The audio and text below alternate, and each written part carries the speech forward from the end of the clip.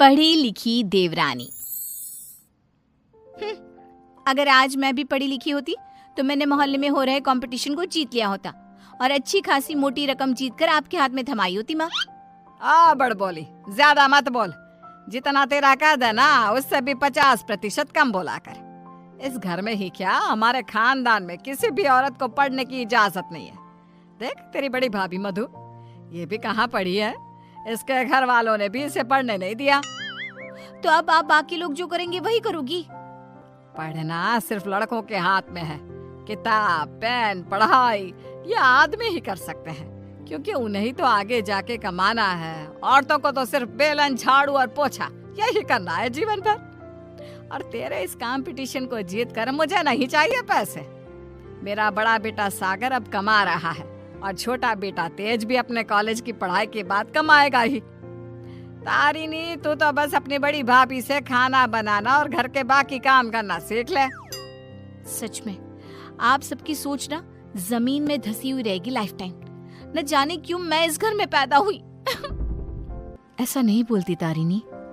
तारिणी रोकर अपने कमरे में चली जाती है। पाठक परिवार में आज तक किसी भी लड़की ने पढ़ाई नहीं की और सिर्फ लड़कों को ही इजाजत दी जाती है, लड़कियों को नहीं। बिंदु के 2 बेटे होते हैं। बड़ा बेटा सागर जो एक अच्छी नौकरी करता है और उसकी बीवी मधु है, और छोटा बेटा तेज जो अभी कॉलेज में अपने लास्ट ईयर की पढ़ाई पूरी कर रहा होता है। बिंदु और यशराज ने कभी अपनी बेटी तारिणी को पढ़ने नहीं दिया, जिसकी शिकायत वो आज तक करती है। तेज को अपने कॉलेज में प्रीति नाम की एक लड़की से प्यार हो जाता है। प्रीति, वो दरअसल मुझे ये बात तुमसे बहुत समय से कहनी है। कल इकोनॉमिक्स के क्लास के बाद मैं तुम्हारे लिए रुका भी था, लेकिन तुम चली गई। बोलो ना तेज, क्या हुआ? क्या कहना है तुम्हें? प्रीति, अब मुझे तुमसे प्यार हो गया है। क्या तुम मुझसे शादी करोगी?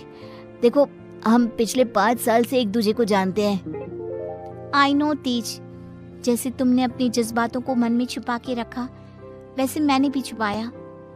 मैं भी तुमसे प्यार करती हूँ, लेकिन मैं तुमसे शादी कैसे कर पाऊंगी?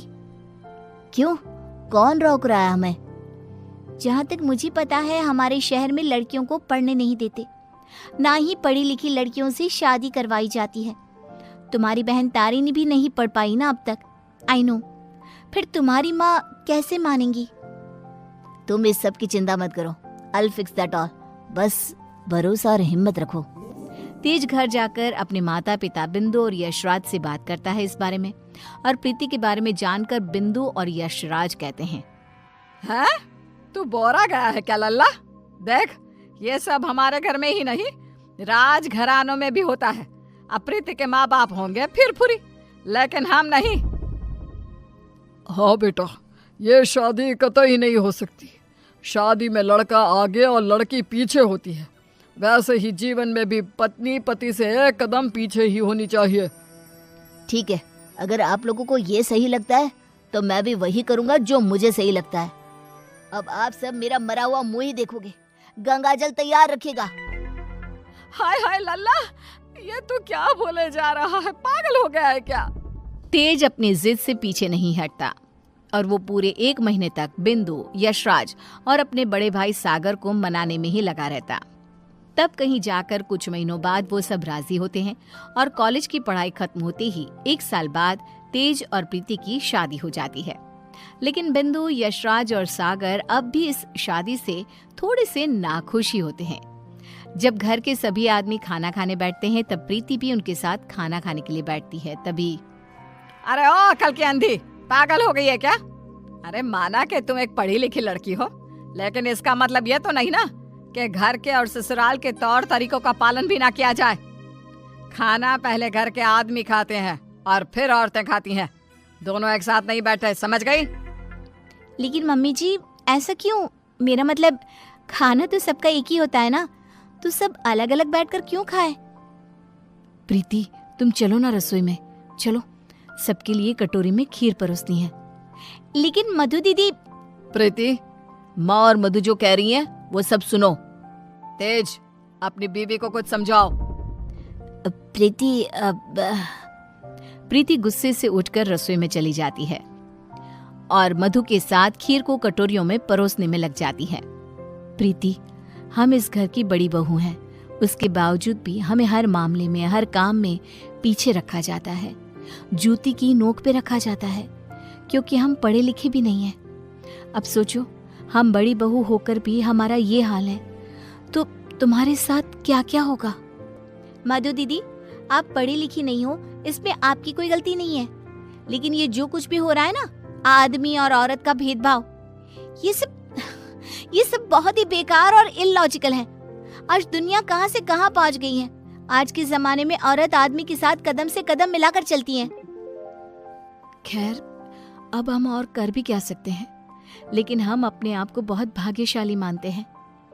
क्यों मधु दीदी? क्योंकि हमारी एक पढ़ी लिखी देवरानी जो है। हाँ, आपको पता है मधु दीदी, आप ना बहुत क्यूट हो, आपको किसी की नजर ना लगे। जब सभी हॉल में एकत्रित होते हैं, तभी बिना घूंघट ओढ़े प्रीति को देखकर, प्रीति बहू, अब क्या तुम्हारे लिए दीवार पर बड़े अक्षरों में इस घर के तौर तरीके लिखवा दिए जाए हैं? अब क्या किया मैंने? आप हमेशा राशन पानी लेकर क्यों चढ़ जाती हो मुझ पर mummy ji? I just don't understand. Preeti बहू, आज तुम बगैर घूंघट के दिख गई हो। आइंदा से अगर ऐसा बिना घूंघट के दिखी ना, तो मुझसे बुरा कोई नहीं होगा। मधु बहू को देखो, सोते समय भी घूंघट ओढ़े ही सोती है, नींद में भी ये हमारे आदेशों का पालन करती है।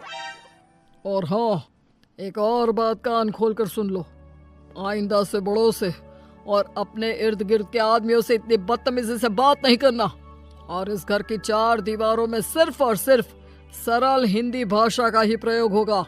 अंग्रेजी भाषा नहीं गूंजनी चाहिए।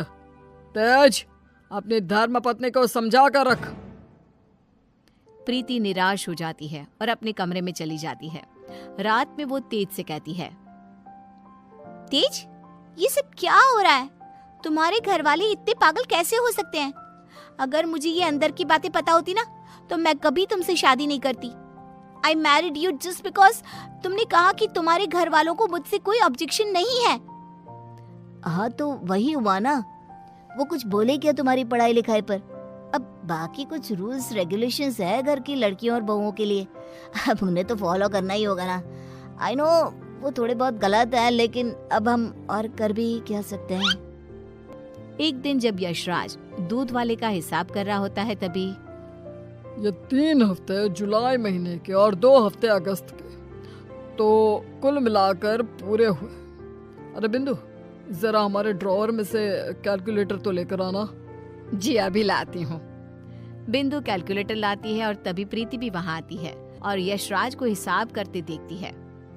ओफो, ये कैलकुलेटर चल क्यों नहीं रहा? अब मैं हिसाब कैसे करूंगा?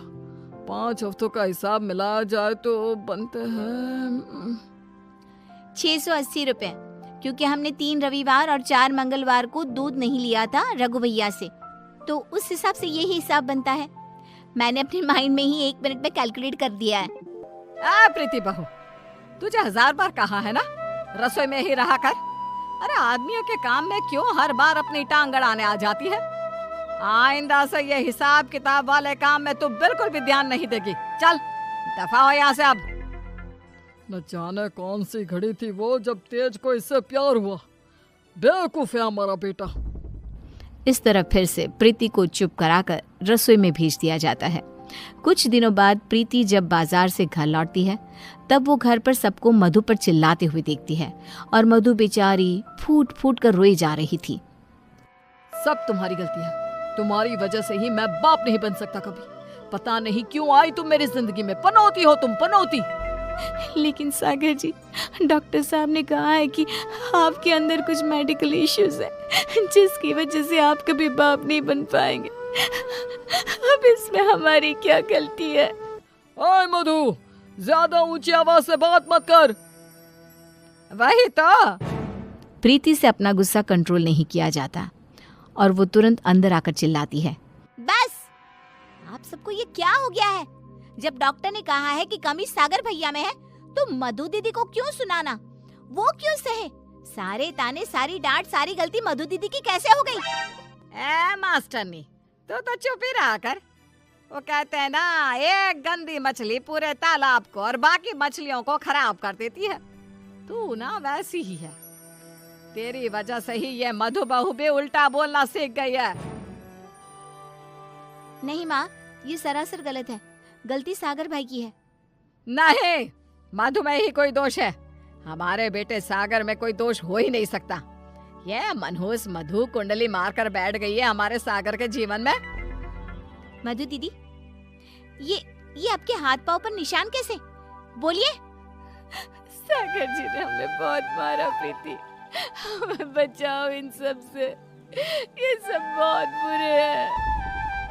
मधु प्रीति के गले से लिपट कर रोए जा रही थी। सागर गुस्से में आकर मधु पर हाथ उठाने जा रहा था कि तभी प्रीति उसके पास जाकर उसका हाथ पकड़कर मोड़ देती है।